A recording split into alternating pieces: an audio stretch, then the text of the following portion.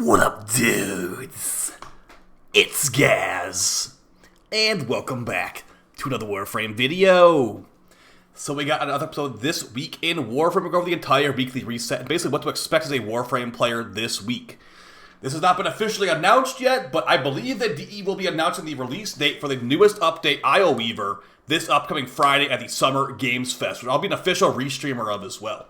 So if you want to come stop at the live stream, we're doing some Omniforma bundle giveaways right now, the new Super Forma and Warframe, and yeah, I'll be covering the new Summer Games Fest next Friday at 5 p.m. ET on my live stream channel. So come on, stop by if you haven't already, make that follow button as well. So first, weekly reset item here, we got the 30,000 Endo at Teshin for 150 Steel Essence. Go ahead and grab that if you want to. It's not really the most worth to me. But yes, next Friday there will be a Summer Games Fest where DE has usually been having a drop of a frame and also announcing their next big updates release date. So both those things have not been announced yet formally, but I'm calling it right now. This upcoming Friday, Weaver release date. If we get an extra drop too, that's great, but we'll see about that part. Either way, you got some good Incarnons this week and some other good loot drops as well. So I apparently didn't. I don't think I did any 1999 calendar end kiss things this time, but that's okay because I've been pretty lazy with the dating sim anyway.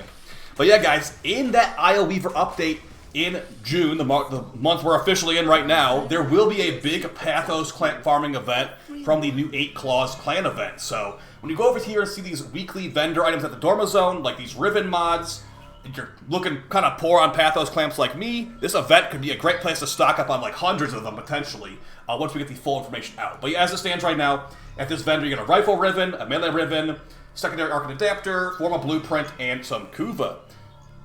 Going forward, if you grind the 8 Claws event massively like I'm planning to do with my clan, you can be able to buy these ribbons every single week. It'll be like a nice extra couple of ribbons every week, basically. So, beyond that, let's go and take a look at our new calendar rotation. Reminder, too, that in this new update in June, the Valkyrie rework will be going through, as well as the Slam nerfs. So I got a lot of questions on stream. Hey, like, I was doing a Slam attack and I didn't really feel that nerfed. I don't think the nerf was really that big of a deal. It's like, the nerf's not actually gone through yet, so we'll see about that when it comes out. But for your calendar stuff, the very nerfed loot compared to 4, we've got the first drop of a orange Archon Shard or a Oricon Catalyst Blueprint. So a pretty decent first tier. I'd say probably go for the orange Shard because they're more limited per week. Also have a guide on returning player tips coming out this week as well that can hopefully help some people out there returning players. For your first calendar buffs, you've got Thick Skin giving 250 armor, Toxic Shot giving built-in gas damage on secondaries and primaries, or Broaden Horizons giving increased range after picking up an orb. So go ahead and grab whatever one of those you like. After that, you got a Singular Arcane, which cannot be Arcane Hotshot, or a Melee Arcon Adapter. I'd say go for the Melee Arcon Adapter. After that, you got another couple of perks here with cumulative cartridges, which is going to be plus 1% percentage chance per shot until reloaded. This could be potentially very strong. I don't think we've actually seen this one before either, so with energized munitions, with like an infinite magazine thing, this could be like a lot of percentage chance, but as it stands right now, what are you going to be actually using this for? So as it stands right now for me, I don't think I'd be using that for anything, but it still seems pretty decent. Combo Killer. Combo Multiplier increases the chance of enemies being susceptible to finishers after a melee hit. 5% per multiplier, 65% with the Venka Prime. And Force of Attraction is going to be giving you magnetic effects pulling enemies in 1 meter per stack. The thing is, though, these guys die so fast that they're not actually going to have 10 magnetic procs, so I'd say probably avoid that one. Cumulative cartridges does seem like the best of these 3, so maybe give that a shot. Next, we're moving on to the next loot drop here. We got 1 Arcane or 1 Primary Arcane Adapter, 20 Plat or 3 Plat, basically. After that, you got someone's birthday, Letty's birthday, and then the Oricon Reactor Blueprint, or 2 Arcanes that can't be Arcane Hotshot. You take your pick. And for the final stuff here, we got a 3-day XP booster, Affinity booster, or 2 Arcanes. So basically 40 Plat or 6 Plat. And for your final loot drop here, and your final buffs, you got them as follows. Practice Precision, giving melee crit chance, which is pretty good, 20%. Emergency Medicine, all orbs effects restoration has been increased by 25%. Or Power Gains, just gives you 25% power strength. I'd say probably go for Power Gains, but really up to you on your personal builds. The last tier, you got 6k Endo or 1 Arcane. They really like to put 1 Arcane on these loot tiers, I've noticed. So yeah, relatively underwhelming loot as per usual with the calendar, but hey, at least the Hex buffs are pretty good this week. Let's go and take a look at our Elite Deep Archimedia and Elite Templar Archimedia missions. Okay, so we're going to go over to Kaya Valeska, and this requires rank 5 with the Hex Syndicate, okay? This will be part of my, returning players tips video soon. You want to unlock these missions for the big weekly loot. Alright, so with the first mission being Hell Scrub, second mission being Defense, and third mission being Legasite Harvest, this should be a relatively straightforward ETA, although a little bit longer, because these are pretty long mission types.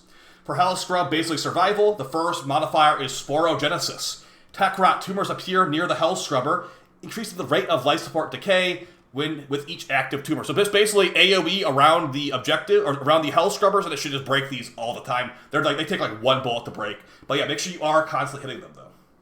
Thick Ice. Arctic Xmas globes have value X their normal durability. So a little bit of a a developer glitch there. It says value increase. But yeah, it looks like Arctic Xmas globes are going to be a lot more tanky than usual in this mission. Next, hostile regeneration. Enemies slowly regenerate HP. Okay, so look out for the Arctic Xmas. They might be pretty hard to break their bubbles. Next, for defense. This is one of the missions you can actually fail pretty easily because Temple gets destroyed. But let's see what their modifiers are. So we got Miasmite, Mash. Enemies drop Miasmite upon death, then immediately rush Flare. So keep some objective defense up around Flare. Next, Tech Rot, Speed Run. All enemies are replaced with Tech Rot and move much faster. I like that modifier. It's a good one. And then the final one, It's Alive. When in the underground, hostile overgrowths will attack players as they stop moving. So you'll see these, what is this thing called? Like jugulus tentacles attacking you from the ground. Just basically don't stand still for too long. If you are standing still, try not to stand near Temple either, because they're going to probably get hit with those tentacles. For your final mission, Legasite Harvest, you got the mission modifiers as follows. Growth Hormones. Legasites are more powerful with each generation, but take longer to escape. Reminder, they have nerfed the Legasite's HP compared to when this first launched. They're going to be a lot easier to kill than you might remember. Next, Arcade Automata. Enemy guns launch large, slow-moving orbs instead of their usual ordnance, so kind of like whatever modifier there. And the last one, Bolster Belligerence. All enemies that overguard equal to 50% of their maximum health. So I don't think that works on the actual Legasite. That would be pretty funny if it did. But yeah, this should be a pretty easy Legasite Harvest. For your personal modifiers, you can choose to put these on for more loot or not. You got the first one being Hypersensitive. Negative status effects, duration is tripled. So be careful about that. Next, Powerless. All abilities are disabled until you get 50 kills. That might be a little bit annoying on the defense mission as you're not going to have anything to protect the objective with until you get 50 kills. So maybe use your elite on-call crew members. Abbreviated abilities. All your abilities' duration is reduced by 50%. Oof. And undersupplied. Maximum ammo on all weapons is reduced by 75%. So they really are trying to have you give you a bad time here with the defense mission. So good luck on that one. Hope you do some powerful frames like I do. Moving on to the Elite Deep Archimedia on a different planet. I just want to remind you guys, too, that mission we just looked at right there, that's one of the best sources of endgame loot in the entire game. You get purple Archon Shards, you can get green Archon Shards, you get orange Archon Shards, you can get Omniforma, the list goes on. It's a great spot you can have unlocked with rank 5 with that syndicate. Another mission we're going to go take a look at right now also requires rank 5 with a different syndicate, the Elite Deep Archimedia. This will be similar loot to the other one, but technically not as good of loot at the end of the day. Here, if you please. This will also require rank 5 with these guys, and once you get that, you can actually start doing this on a weekly basis. Okay, so our mission types are as follows. We got Disruption, Survival, and Near Defense. Another very long weekly mission, I'm going to go ahead and say that. This is going to be probably taking you about, I guess, like 20 minutes, I'm assuming. Maybe longer. But first, mission modifiers, Double Demolishers. 2 Necromech Demolishers appear instead of 1, but their health is reduced. These guys get stuck on the wall all the time, so if you hear some beeping, maybe look on the side of the wall, because there might be a Demolist stuck to that wall. Next, Commanding Culverins. The dog robots deal 5 times damage to Overguard and Necromechs, and also the other normal robots also do that. And Post-Mortal Surges. Slight enemies explode in void energy. So just stay safe for this one, and you should be pretty much good to go. Next, Survival. The life support system delivery is disabled. Necromechs spawn every 90 seconds and drop 6 life support modules when killed. So get ready to take down some mechs. There's no life support towers, but there's mechs instead. Next, Myopic Munitions. Enemies only take damage within 15 meters of a ally. That's very annoying, but that's the modifier they got. And then Alluring Arcanids. As the dog robots charge their attacks, they'll pull Warframes towards them. And for the final mission, Mere Defense, let's hope it's not that bad, because this is the final mission. So if you fail this Mere Defense, you gotta do the whole thing again. So let's see what we got. barbed glyphs. Each glyph inflicts a small amount of damage when collected. That can stack up pretty well because those are actually heat damage procs, I believe, as well. Devil's Bargain. Allies within 4 meters of a select enemy lose ammo a lot more quickly. And for the last one, Explosive Potential. Rupturing Fragments replace Shuffling Fragments. So this is the modifier you need to be very, very careful of. Those Shuffling Fragments being replaced means Rupturing Fragments explode on kill. So it can be very, very deadly. It can be you wasting a lot of your time. So be very careful about that. Enemies near the objective. For personal modifiers, abbreviated abilities means duration is reduced massively. Hypersensitive means triple duration of negative status procs. Energy exhaustion, lose 2 energy per second when an enemy is within 10 meters of you. Overguard will stop the energy drain, by the way. And also, constricted, max energy reduced by 75%. So you have 50% less duration and also basically no energy. These are just mean modifiers this week. But if you go through with it, you'll be able to get things like Archon Tau Shards. So that's going to be your 2 elite weekly missions. Let's go take a look at Bird 3's weekly shard to see what we got. So we got a Amber Archon shard at Bird 3. Pretty good, but it's not a red shard, so it's like not as good as it possibly could be, but you can get things like casting speed or parkour velocity from that shard. Okay, so let's go ahead and take a peek at our Archon hunt, our Incarnons, and more. So, like I said earlier, guys, there's nothing really going on specifically this week. We're getting like some announcements this week if we're lucky. So, just grind out your Nightwaves rep, just grind out your Redley Prime Max if you don't have that already. We'll be getting a big juicy update in June, but until then, this is kind of what we got right now. So, first things first with the normal circuit, you got Hildren, Baruch, and Garuda. The 3 Fortuna frames, you got frames that come from Bounties with Garuda, frames that come from the Vox Solera Syndicate with Baruch, which requires toroids to build, or the frame that comes from the Exploiter Orb, basically not the Profit Taker, that also takes toroids to build. I'd say that they're all pretty much not that hard to farm, but keep in mind, if you are picking Hildren here, which can be nice, you are bypassing only a little bit of farming, because Hildren does drop from the Exploiter Orb, but you need the special Lazulite toroids from the Exploiter Orb to even build Hildren. So you're not really bypassing that much grinding by picking her here. I'd say that you could go for any of these 3, but just keep in mind, if you are picking Hildren, like I said, you are having to still farm some toroids. So I'd say go for Baruch or Hildren. But if you are getting Hildren, you're going to have to farm the Exploiter like 3 or 4 times. So you maybe even get the parts along the way. So really up to you guys on that one. But Hildren is really, really good in the current patch too at the same time. All right, moving on to the Incarnons. Let's see what we got this week for our crazy meta Incarnon weapons. So we've got the Boar Incarnon shotgun, the Gamma Core Incarnon pistol, the Anku Incarnon scythe, the Gorgon Incarnon rifle, and the Angstrom Incarnon fireball pistol. As far as other things that aren't Incarnons, if you want to grab things like Huva or Rivens, you can do that instead if you already have all these. Reminder too, you can actually buy these in the market from Cavallero for, I think it's like 175 plat or something like that. So if you just want to grind them out, let's go ahead and talk about what each of these do. So as far as the strongest ones this week, it's going to be the Boar Incarnon and the Angstrom Incarnon is my recommendations. But if you want to have everything explained to you, let's go ahead and talk about all this stuff. So Boar Incarnon, normally a hard-hitting crit shotgun that's full auto.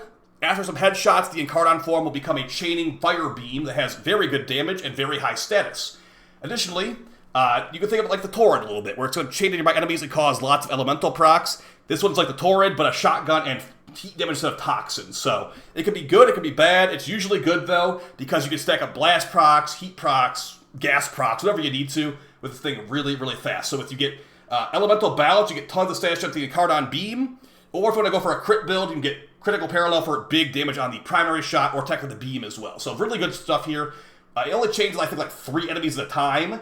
So it's not as crazy as you would hope, but still really, really powerful for it's honestly a top tier primary in my opinion. Next, Gamma Core Incarnon. I don't like this thing at all, to be honest. It's like one of my least used Incarnons, but it is a beam pistol, a single target beam pistol. And once you go to Incarnon for some headshots, it'll become a delayed damage exploding cold like grenade launcher basically. It will pull enemies in and explode with a cold damage explosion that can be pretty powerful, but yeah, the whole delayed nature of the explosions kind of kills it for me. But if you do want to rock this thing, I'd recommend the Synoid Gamma Core, and you can get some perks like critical parallel, increasing your crit chance and crit damage. So yeah, pretty forgotten Incarnon for a good reason in my opinion. It's a little bit slow. Anku Incarnon. It's not exactly the most exciting, but it's very strong. So what the Anku Incarnon will do is after you get a 6x melee combo multiplier and do a heavy attack, you enter Incarnon form. Incarnon form for this thing, after doing a slide attack, which, yeah, who actually does slide attacks on purpose? People that use the Archon Incarnon is who. Then you'll get 3 extra meters of range and inflict slash effects on all attacks for 6 seconds. So if you have a heavy attack from a scythe, they already have guaranteed slash procs. So this means it will become double guaranteed slash procs with this Incarnon form, which can be very strong, but at the same time, you know, a normal scythe could have done that too. So it's pretty forgettable, but it has some nice perks like Swordsman Celerity giving movement speed multiplier. Not as good as the Okina's movement speed multiplier, but still. Then you also got things like Subtle Force giving hybrid stats, or Absolute Valor giving crit or status. So I'd say go full crit because it has 4 slash procs, but yeah, it should be like one of your lower priorities in my opinion. Moving on to the Gorgon Incarnon, it's like basically a machine gun, and once you get this thing into Incarnon form, some headshots, it will become a delayed exploding like heat shot pretty much. So it does an initial hit of damage, then it explodes with a relatively large AoE for fire damage. It's also got a special mod called Metamorphic Magazine that can petrify enemies in place, and it does petrify Demolist too in Disruption. So it can be a really nice utility weapon. It can also be a pretty good DPS weapon too, but it's very, very clunky feeling in actual practice and mission, and it's also mostly impact focused as well. So, you know, not as good as like Slash or Puncture for that matter. But still, a relatively nice primer if you want to get one of the lesser used ones on this list. And for the Archon Incarnon, it's going to be number 1 and number 2. It's a rocket launcher pistol. After you get a body shot, so not headshot, body shot with this rocket launcher pistol, you can enter Incarnon form. What does Incarnon form do? It becomes bouncing fireballs that are rapid fire and hit really, really hard. So you can watch some of my videos on my channel if you want to. This thing can one-shot level 10,000s. This thing can, you know, be AoE as well because it's a rocket launcher pistol usually. Very powerful gun. It has some really powerful perks too, like critical parallel. Like I said, double crit on this thing, really nice. You also have some perks on here that give like reload speed. This thing reloads a lot too. Or while you have overshield, you get more damage. Or while you have overshield energy, you get increased critical damage too. So very, very good perk increases on here for a very, very meta pistol. So I'd say it's not as meta as like the Furious and the Dual Tox, but still, if you don't have those, this thing is great. So number 1, number 2. As far as number 3 after these first 2 heavy hitters here, I'd say number 3 is probably the Gorgon, I guess, because I at least sometimes use it, but the Anku and Gamma Core are definitely the lower tier ones where not many people use them at all. So yeah, I'd say go with the first 3 if you want any of them. So after that, we got our Nightwave. Now, the Nightwave has only been out for about 2 weeks, or it's more like a week and a half at this point, so no big rush, but hopefully I get the Athenite augment soon, because I've been really wanting a new augment from this season. But as far as your Nightwave challenges,